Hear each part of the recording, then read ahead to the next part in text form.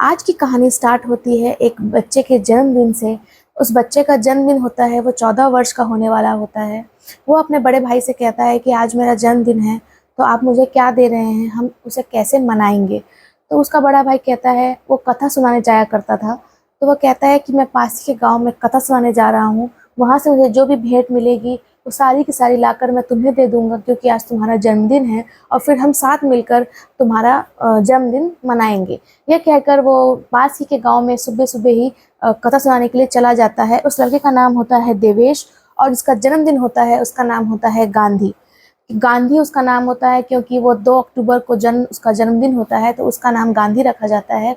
ऐसे ही दो भाइयों में बात होती है, मगर देवेश को ये बिल्कुल भी पता नहीं था कि जब वापस आएगा तो घर में जन्मदिन का नहीं मातम का माहौल होगा और उसका सारा का सारा परिवार उस भाई को भी मिलाकर जिसका जन्मदिन था वो अब इस दुनिया में नहीं होंगे।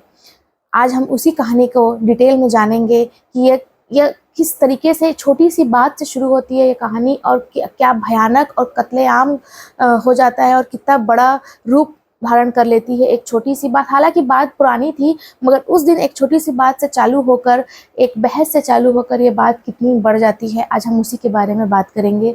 नमस्कार, मेरा नाम आयशा मेमन थापा है और हम जिस कहानी के बारे में बात करने जा रहे हैं वो कहानी दरअसल उत्तर प्रदेश का एक जिला है रुद्रपुर, उसी से लगकर एक गांव है, वहाँ की कहानी है। कहानी शुरू होती है उस दिन 2 अक्टूबर 2023 की बात है। करीब सुबह सुबह 7-8 बजे की समय एक पड़ोस के गांव में एक व्यक्ति है जो कि एक प्रॉपर्टी का काम भी किया करता है। उसको एक फ़ोन आता है कि आपके जो पड़ोस में गांव है वहाँ पर जो आपकी ज़मीन है वहाँ पर कोई पेड़ गिर गया है, कुछ छोटी सी प्रॉब्लम हो गई है, आप आ जाइए। वो व्यक्ति वहाँ पहुँच जाता है। अपने खेत के पास जाने से पहले वो अपना जो बाइक होता है वो एक घर के सामने खड़े करता है। उस व्यक्ति का नाम होता है सत्य प्रकाश दुबे। जब वो अपने घर के सामने उनकी बाइक खड़ी करता है तो सत्य प्रकाश उसे कहता है कि अपनी बाइक यहाँ से ले जाइए, यहाँ मत खड़े कीजिए। तो वो प्रेमचंद यादव उसे उल्टा जवाब देकर कहता है कि मैं यही खड़ी करूंगा, मैंने सड़क पर खड़ी की। इस तरीके की उनकी बहस चालू होती है और बहस में जब बात बढ़ती है तो प्रेमचंद यादव उसे एक झापड़ मार देता है सत्य प्रकाश को और बात बढ़ने लगती है। तभी उसकी जो पत्नी होती है सत्य प्रकाश की, उसका नाम होता है किरण दुबे, वो बाहर आकर कहती है कि अब तुम यहाँ से चले जाओ वरना ठीक नहीं होगा, ऐसे कुछ उसको धमकी देती है। मगर प्रेमचंद यादव एक दबंग किस्म का इंसान था और उसने कहा कि मैंने, और बल्कि उसकी बदतमीजी और बढ़ने लगती है, वो और उल्टे और जवाब देने लगता है।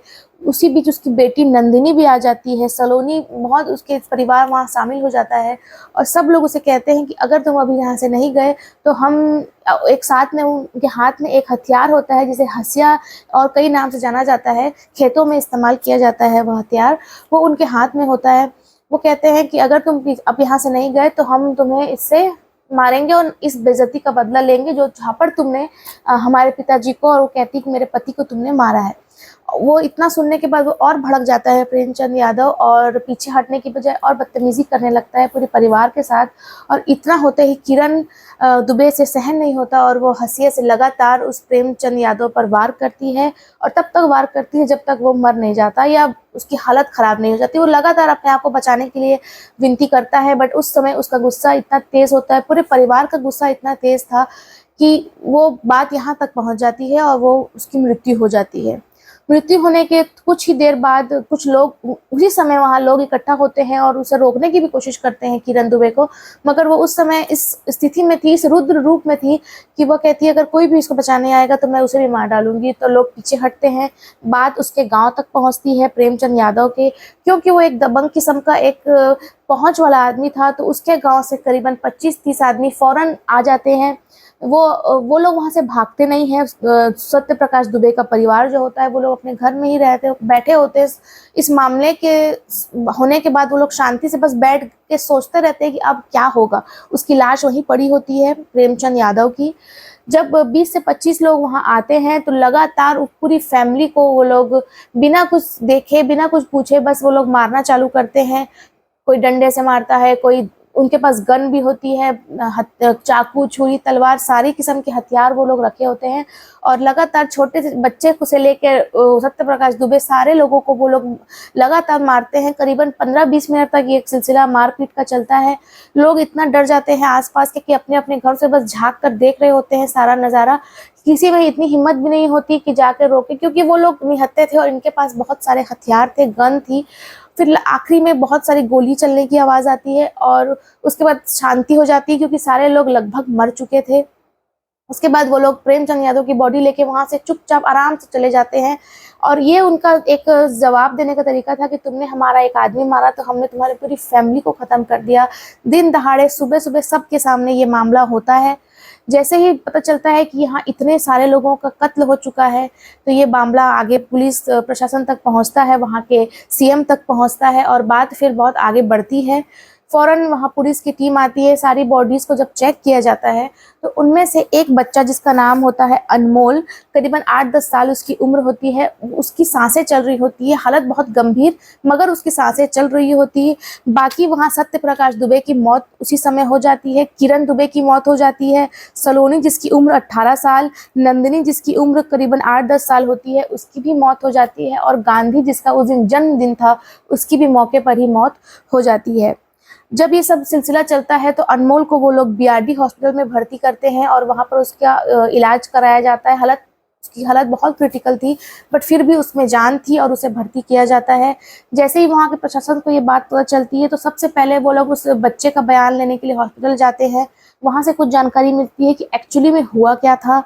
उसके बाद जब पूरा दिन मामला ये चलता ही रहता है, जब देवेश जो कि पास के गाँव में कथा सुनाने गया था, वह जब शाम को वापस आता है ये सोचकर कि घर जाकर अपने भाई का जन्मदिन मनाऊंगा, जब आके वो नज़ारा देखता है कि उसके घर के बाहर इतनी भीड़ लगी हुई है, इतने सारे पुलिस आई हुई है, उसे कुछ समझ में नहीं आ रहा होता।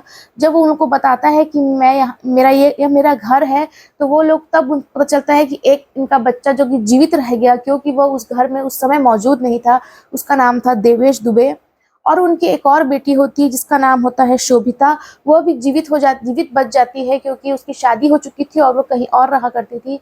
जब सारा मामला सामने आता है तो शोभिता आती है और शुरुआत से, क्योंकि वो सबसे बड़ी थी घर में, तो उसे कुछ ज़्यादा जानकारी थी घर के मामलों में। तो वो जो कहानी, दो किस्म की बातें थी गाँव में, शोभिता की बातों से कुछ कहानियां मैच कर रही थी और कुछ गांव वाले अलग कहानी बता रहे थे। दोनों बातें सामने आती है और यह मामला करीबन 2008 का था। 2008 से चालू था यह कहानी, क्योंकि जो मुखिया थे उस घर के, जनार्दन दुबे, उनकी जब मौत से पहले की जो कहानी होती है, जब वो अपना ज़मीन का बंटवारा करना चाहते हैं, तो उस समय उनके 3 बेटे थे, ओम प्रकाश दुबे, सत्य प्रकाश दुबे और ज्ञान प्रकाश दुबे, जिनको साधु के नाम से भी जाना जाता है।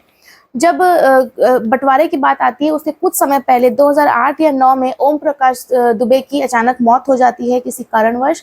तो अब उसमें सिर्फ 2 हिस्से बच जाते हैं, सत्य प्रकाश और साधु का। तो उनके पास 18 बीघा ज़मीन होती है जनार्दन दुबे के पास। तो दोनों को बराबर हिस्सों में बांट दिया जाता है, 9 बीघा सत्य प्रकाश और 9 बीघा साधु के पास। अब जब साधु होता है वो गुजरात में नौकरी कर रहा होता है, तो उसकी ज़मीन जो इस गांव में रहती है, तो लोगों के हिसाब से कि दोनों भाई में उस ज़मीन के लेके कुछ विवाद चलते हैं, कुछ आपसी मनमुटाव होते हैं, और लोगों का ऐसा मानना होता है कि अपने भाई को नीचा दिखाने के लिए अपने से ऊंचे आदमी जो कि प्रेमचंद यादव था, क्योंकि वह थोड़ा दबंग था, थोड़े पहुंच वाला आदमी था, तो साधु ने अपनी ज़मीन उसके हवाले कर दी थी कि तुम अब इसकी देख रेख करना, इससे मेरे भाई तुमसे नहीं, क्योंकि वो बहुत दबंग और बहुत लड़ाई झगड़ा वाला इंसान था। तो अपने भाई को केवल परेशान करने के लिए साधु ने ये ज़मीन उसके हवाले कर रखी थी, और ताकि ये मामला यहाँ तक पहुँच सके। सत्य प्रकाश दुबे जो था, उसने कई बार पुलिस से, प्रशासन से हेल्प ली थी, मांगनी चाहिए थी कि ये प्रेमचंद यादव बहुत ज़्यादा दबंगई करता है, ज़मीन पे आके बहुत ज़्यादा बदतमीजियाँ करता है, मुझे हेल्प कीजिए। कई उसको ये भी लगता था कि उसकी जान को खतरा है, मगर पुलिस और प्रशासन ने उसकी बातों पे ध्यान नहीं दिया, और आखिर वो हुआ जो नहीं होना चाहिए था। प्रेमचंद यादव तो मरा ही, साथ में पूरा का पूरा परिवार ले डूबा। दूसरी बात एक और शोभिता से पता चलती है, उनकी बड़ी बेटी से, कि जो साधु था उसके ऊपर 2.5 लाख का कर्जा था और वो गुजरात में रहने लगा था। गांव आने का उसका कोई इरादा नहीं था। तो उसने 2.5 लाख रुपए के लिए प्रेमचंद से मदद मांगी। तो प्रेमचंद यादव ने 2.5 लाख रुपए तो चुका दिए और किसी तरह से उसे बेवकूफ़ बनाकर, पहले तो लोगों का यह भी कहना था कि प्रेमचंद यादव ने ही दोनों भाइयों में फूंक डाली थी।